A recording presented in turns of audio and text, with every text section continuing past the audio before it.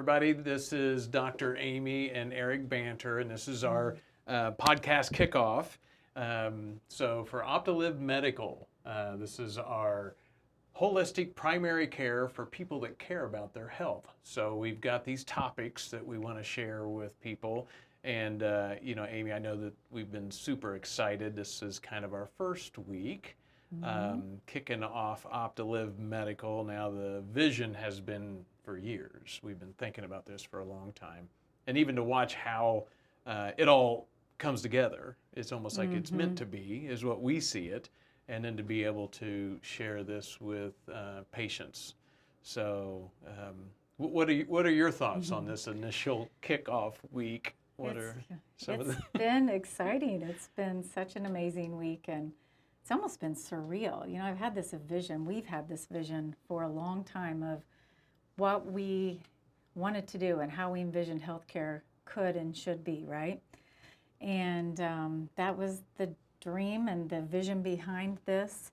And to see it come to fruition, where we are really we're taking what we've done for years with our wellness center and what I've done for years as a family physician and merging them into one model of healthcare and offering that it is holistic. It encompasses the whole vision of what it takes to have health, to find health and be the healthiest we can.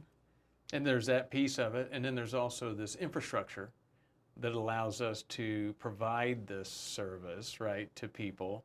And so just thinking of over the last probably a year of really starting to get the wheels on the ground and things starting to turn all the way down to where do we do this at, to which EMR do we use, but also thinking of it as our last child is kind of heading off to college. And thinking about this as maybe our little mini retirement, we've been calling it.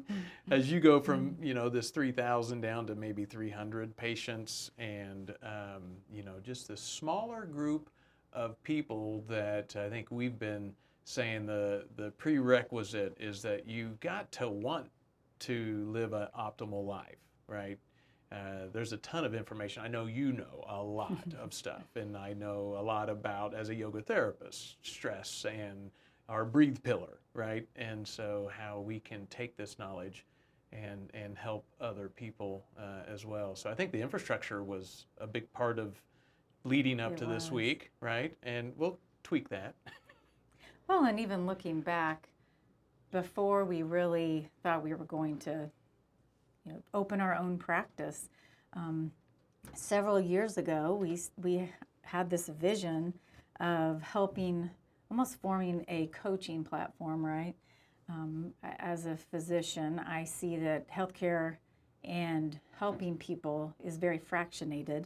I would say, oh, you need to work on your diet, so I'd send you to a dietitian, or I would say you need to start an exercise program, and I would send you to a personal trainer, and then you need someone to help talk to about your stress or deal with. And so it was very fractionated, and in my mind I kept thinking we need one resource that we can really pool together and help people with all of these. So I came up with this model, this breathe, eat, move, sleep, the 4 pillars of health, because we know there is a ton of science behind all of those pillars and how it helps you age down to a cellular level and helps you attain optimal health, attain balance. So we've been doing that for years, and it's so interesting. We decided also to go virtual for about a year, even before this pandemic came Was that about. Not funny, but no, convenient it is so interesting for us that we already this had a vision was in place yeah. in this platform, and then we started having such great success with this aspect of health, really seeing that if we can make this doable for people and make it available 24/7, people were so much more successful and personalizing it. And so you're right, like this platform, this didn't happen in the past few months. This has been something we've been Well, even without the live, we had, we did a study, right, with the ability to take people from where they are and help to coach them to where they could be, right? And we saw amazing results with the study, right? I mean, Objectively, from, with their very sugar objectively, and cholesterol and yeah, weight I and mean, blood weight pressure. loss, 30 plus pounds, you know, going from an A1C that is in a danger zone down to one that's a healthy A1C, which you don't see people making those changes very often.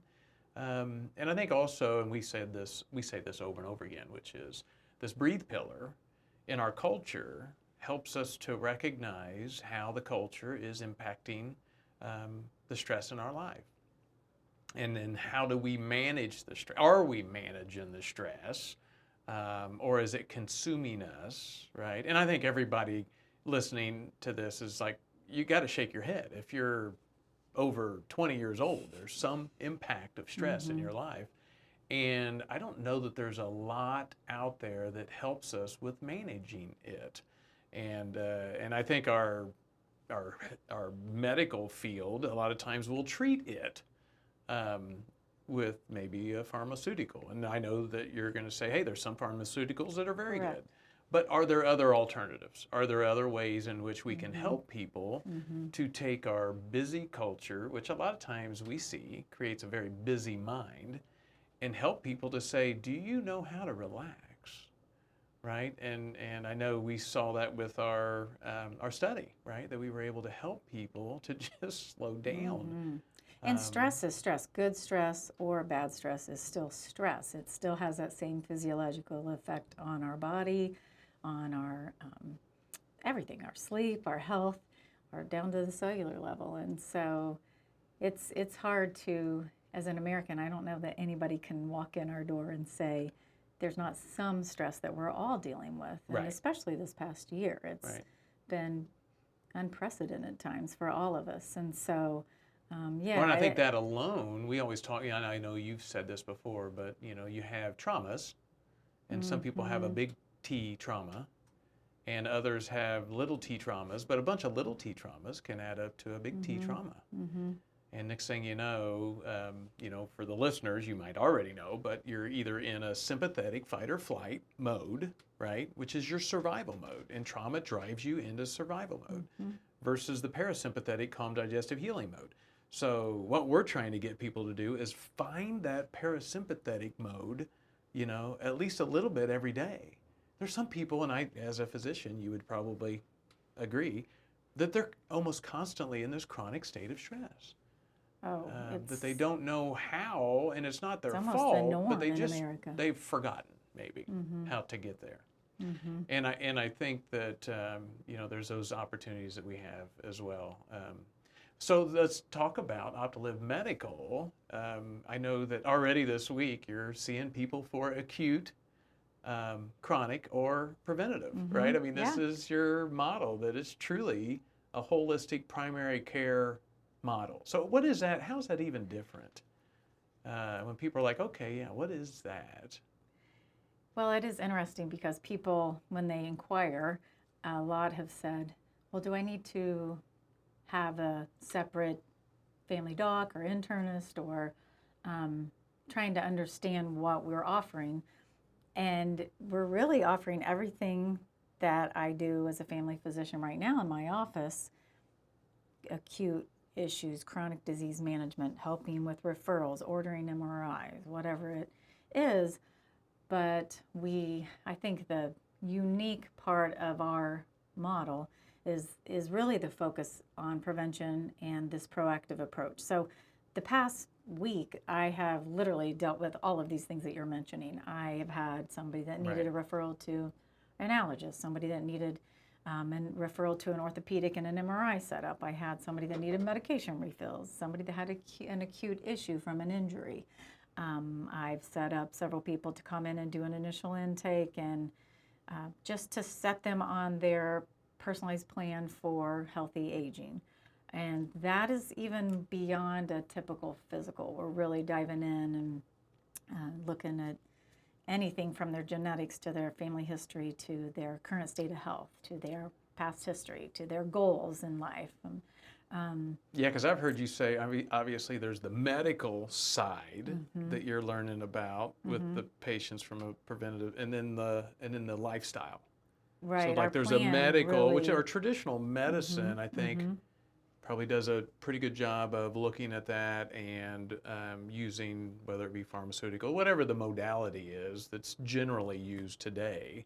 Now you've got training in complementary, alternative, functional medicine stuff, and I think that makes you unique. As I'm, bringing on some of these new patients, I know they like that about you.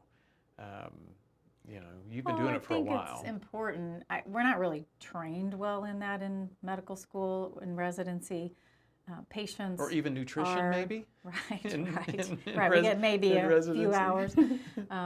But patients obviously are seeking a lot of alternative and even supplements and just other avenues for self-care, right? And so I think it's our job to be able to help integrate these and guide people. And maybe if there's a diabetic that's on medication, but they also want to work hard on lifestyle and they're trying to figure out how to safely watch this and maybe wean off their medications. I think that's the thing is I want to be that advocate to really help patients figure out what their goals are and how they can safely integrate all of these aspects and be their advocate and even help guide them. A lot of people say, I would love to not be on all these medications, or I'd love to reverse some of the heart disease I have going on.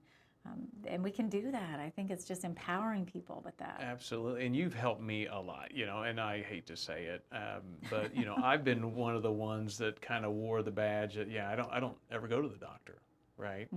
But I've noticed as I've gotten into my 50s that there are things changing in my metabolics in my body in general that if we're not going to get objective with it, I know you've done the IgG, what is Eric allergic to? And every year it changes. And nutritional status. And if I know that stuff and I can cut these things out that I'm allergic to, I feel better. Right? I mean, and maybe supplement down to the what gut you're lacking. level, and maybe it's some of the brain chemistry was off. And I know you ran some tests a couple years ago, and my metals were in the red. I mean, it's just so. In the absence of this, people, I think, so many times are just going through life, and they're just like, well, I don't need a dog. I just don't feel as good as I used to. And I mean, right now I feel great. Right. So, I mean, if I had not made those changes, where would I be today? And I think that's some of the stuff that I'm excited about helping as we are bringing people on. It's like, this is not normal stuff, right? I mean, this would, in my opinion, when you use the term holistic primary care, it's taking traditional medicine to another level that has they use the word in medicine a lot of times, efficacy, right? The highest benefit for the cost of the modality. And I do believe 100% that what we're doing here is driving big change for people. I do too. And it's quality of life, it's quality of health. What do they say? You want to add not just years to your life, but life to your years, right? You want to have a long, healthy lifespan. I was going to, and that's that what I health heard you span say. and your lifespan being equal. I like that one. It is. It's so because how many important. times have we seen people that their end of life experience was just not that pleasant? And we just accept it, and we think that that's normal aging. Is that, well, we're going to eventually get an illness or get sick or feel bad or be less, not be able to be as active and do things, and we just kind of accept that, and that is not how it has to be for aging. Right. So I think it's just a lot of what my vision with this whole model is education, educating patients. Since I've been teaching residents years ago, that was my passion, is helping teach physicians how to teach patients. Because the word doctor, I think this is so cool, it comes from the Latin docere, I think I'm saying that correctly, which means to teach. And that should be one of our primary jobs as physicians, one of our primary roles. And so I do feel very passionate. Knowledge is power, and the more knowledgeable you can become, and that's what I think our hope is with these podcasts, is just to create this forum that we can share, not just with our patients, but share with our community. And I've heard you use the term become mini scientists, that you want to help people to become these mini scientists. Because it truly, at the level at which I know there's a lot going on there. I mean, it's not just real, big pieces. I mean, there's details to what is happening, and I think you have to respect it. If I know you've shared that there's like 2 billion complex chemical reactions in the body a second. So, I mean, it's super complicated, right? It is. Science is still trying to figure it out. So coming back to our week, there's some cool stuff. I know that we've been sharing with people, hey, we got the OPT2LIV gym. Now, we already have some videos, and when people meet with you with their preventative, and then a couple weeks later they meet with their coach, which is me for the first group, this first 300, then we'll give them some of these resources, right? Some of these links to videos for the OPT2LIV gym. And we're kicking off the OPT2LIV kitchen this Thursday. So we've got resources that we're going to start to build throughout the year on a weekly basis. Make a breakfast and video it to share. We're going to do this podcast, I think, weekly as well, and bring content in. You've got the Wellness Wednesdays, so you can see where the Dulce, you were saying, the training piece, that we truly want to... Oh, Docere. Docere, doctors. Excuse me. Docere. So the Docere part of, Yes. being able to bring that knowledge to people so that they've got, that they continue to learn as well. That we're not stagnant. Because it's, as science learns more about this, then we need to learn as well, right?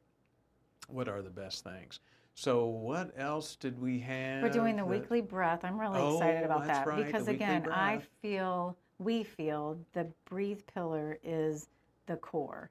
It is the most important. If I have to put one of our pillars above all the others, I think it is the breathe, because if we don't master that and find a way to be present, to be mindful, to be in the moment, to lower our stress, to take 2 minutes a day to breathe, then it's really hard to put into action the eating, the movement, and the sleeping, and to be healthy.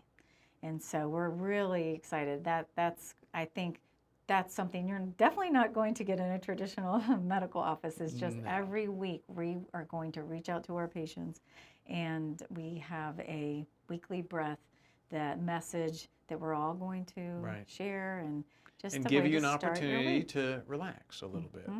And I think the other thing too, the breathe pillar for me ends up helping people to move from a state of reactivity into a state of consciousness. That's we good. can truly be more conscious. Most of us are reacting. We're reacting to what we need to eat. Oh, I'm starving. I need to eat, right? Or we're reacting to a stress, or why did this person say this about me? Or it's just funny how we can kind of create Or a who lot of needs this me stress. now, and somebody else needs this Right. and that, so we're taking care of everyone else. I know, as a woman, There's a lot of that is- caregivers, and a and mother, you ladies that's are really good at a struggle. that, but it's maybe sometimes too good. Because it's to your own We demise. forget In to your take health, care it's of to your own ourselves. demise. Yeah. So the Wellness Wednesdays, we know that we're kicking those off. We did do one lunch and a meditation already, and we didn't have a chance to video it. But I know the August 18th, the Yoga Poses 101, we're going to reschedule that one. Yes, we have to take our because youngest to college. because Lucy's going off. We have to move her in. She moved her move-in date from the 15th to the 18th, so we're going to have to reschedule that. But August 25th, what do we have?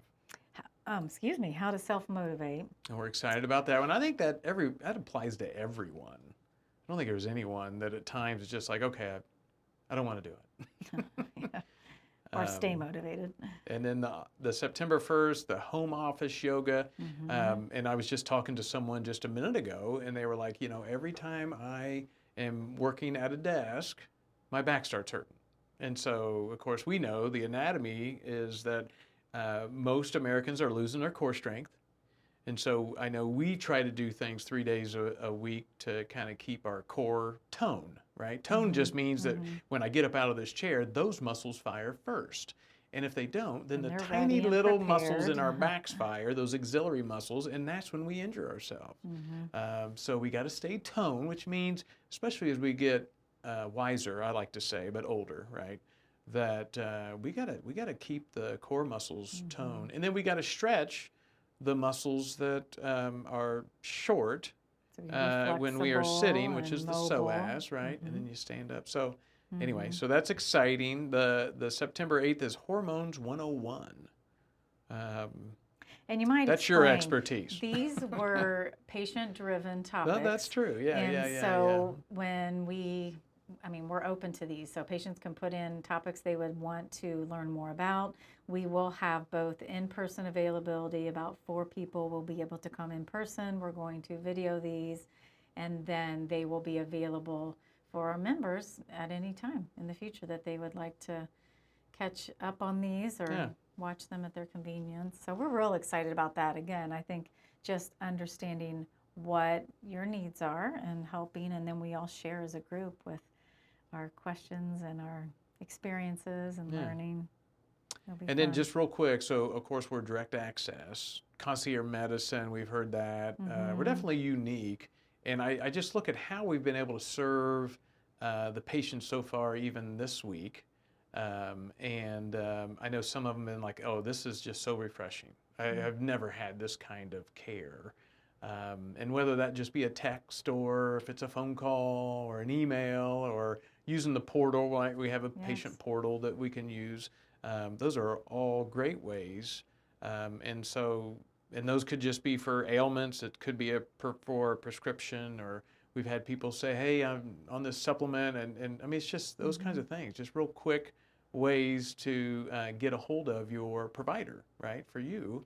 And it's such a different concept. We're so used to calling in, and you have to get past the front office, then you have to get to either a nurse or a nurse's line or a phone tree, and then that message has to be relayed to the provider, and then the provider has to relay it back to a nurse who then has to get back with the patient, and then they miss your call, and then you have to call back, and there's all these phone tags. And the phones in a medical office since I started medicine have been an area of just frustration for the providers, for the patients. It's been something we have worked diligently on to try to figure out how to make it better.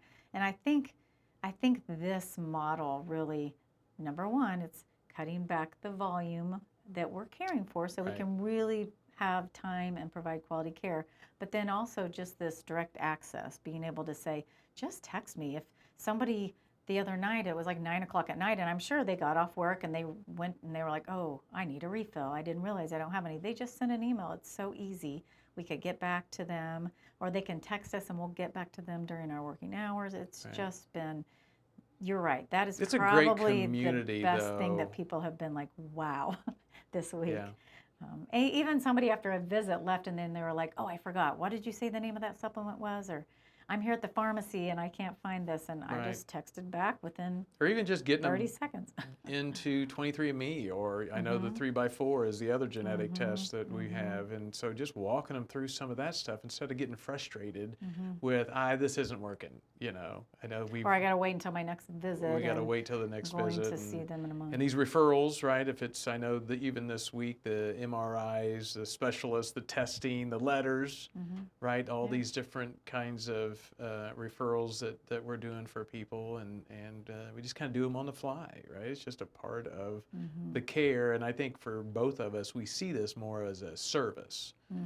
That we're in a service industry and we're helping people to navigate their health We're their gatekeeper, as efficiently primary care's as possible. I think the more time I've watched this week, as you're seeing people, the time, of course, I think most patients are just really appreciate the time that you give them, that even though it's maybe very chaotic outside the door, when you come in, you're with people. And I know that's been a joy for you to be able to say, you know what, I've got even a lot more time, that we can really dig into what's happening with the patients and what is their status, and getting them to where they need to be. Yes, no rushed approach, no rushed approach. interruptions. And that to me has probably been the most refreshing part of this week, is just really for both patients and me as a clinician to just have time. It's amazing. Well, anything else that we want to? I think the third bullet point that we talk a lot about is the accessibility and the convenience. And again, we really are trying to make this televisits, telehealth. This past year has taught us a lot about how so much of medicine can actually be done through telehealth. It's very doable. We don't always have to be in person and doing a physical exam. And so I think just allowing people to do this in a convenient and very accessible manner helps them as well comply, go to the doctor. A lot of people don't go because you can't get away from work, or they just can't figure out but a they way could take to a break for 15 minutes. in between kid activities, get an appointment. Oh, we get that too, don't we? Yeah. So, so we're super excited. So far, it's been a great week and a few days. And we're just going to continue to grow with each of you through this process as we are so excited to be serving you. I think the word we want to use this week, are we thinking gratitude? Because we're grateful for the opportunity to be a part of everyone's life and their health. And so we're grateful. So why don't we use gratitude as a word? Let's just all be grateful. And then if you guys have any other ideas that you want to throw over at us that we could talk about, we're going to continue to do these podcasts, but would love your feedback. So I guess for now, we'll be signing off from OPT2LIV Medical. Wishing you a wonderful week. I'm grateful for you all. Have a great week. See ya.